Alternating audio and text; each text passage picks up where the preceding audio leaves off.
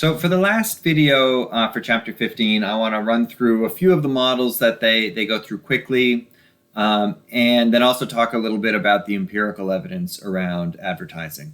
So the first thing we want to talk about is informative advertising and search costs. And so this is the model where advertising is actually a good thing. And the idea here is that there's some cost S that a consumer has to face in order to find out about the product before he or she can buy it. And so the cost that they actually pay is both the price that they pay for the good plus S. And advertising, informative advertising, can reduce that cost and actually make everybody better off, right? And so certainly firms who are better at lowering those search costs will invest more in advertising because that will bring them consumers. It can also raise the market price received by producers and lower the full price paid by consumers. It's a little bit like a tax, right? That if that S goes down, then the benefit will be split between the consumer and the producer. And so we could end up with higher literal taxes, but lower taxes once you consider the search cost as well.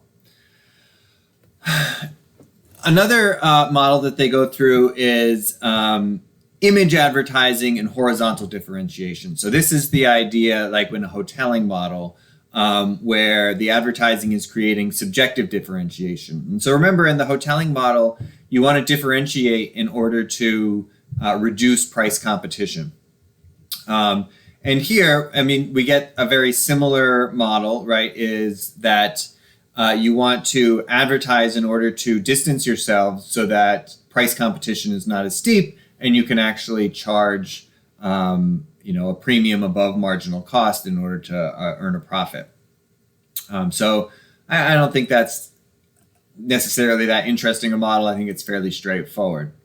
Another model that they talk about is the idea of advertising that changes consumer beliefs about product quality. And so the big question here is whether or not this is like informative advertising that says, hey, this is a good quality product, and yes, it does turn out to be a good quality product.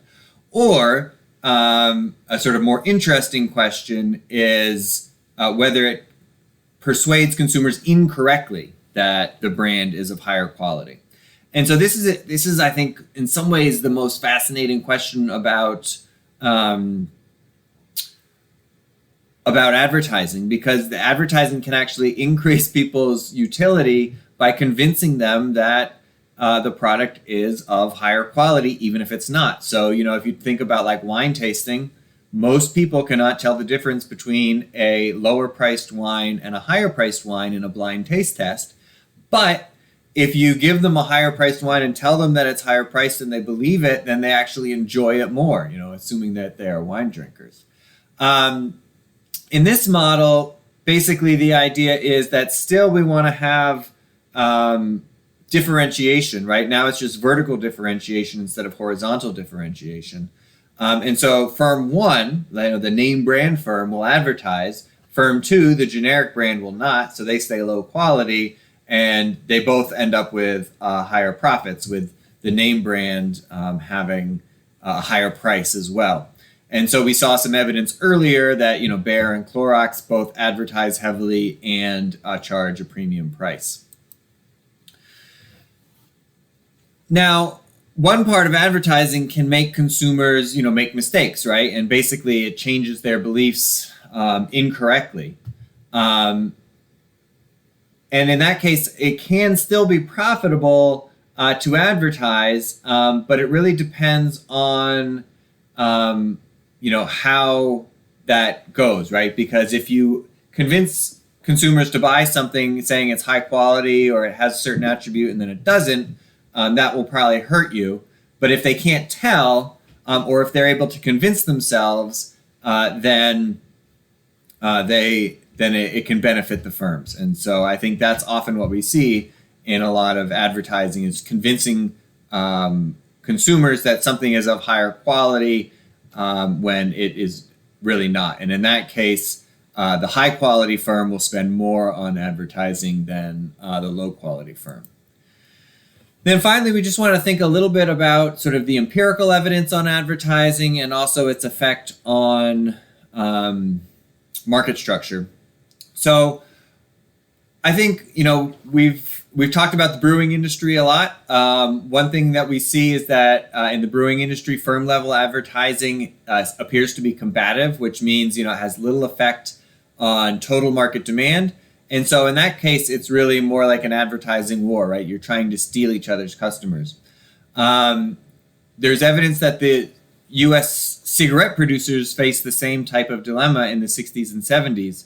And actually, the ban on advertising in 1971 caused an increase in profits because now they didn't have to spend on advertising anymore. They couldn't. They weren't allowed to.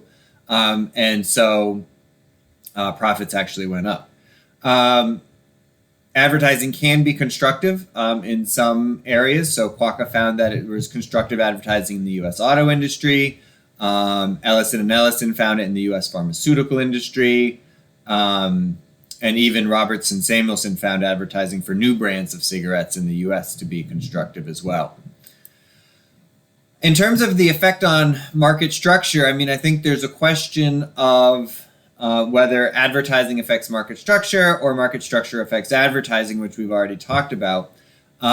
We did say earlier that industry concentration will be higher in markets with high sunk costs. And so if advertising is a sunk cost, then that could increase industry concentration. And if you think about the advent of television, the advent of sort of national media, that may have contributed to rising concentration in some consumer goods industries. The interesting question is whether or not the internet will increase that advantage of the large firms or decrease that advantage by allowing small firms to advertise and especially to target their advertisements more effectively to consumers and weaken some of the power of the larger consumer firms.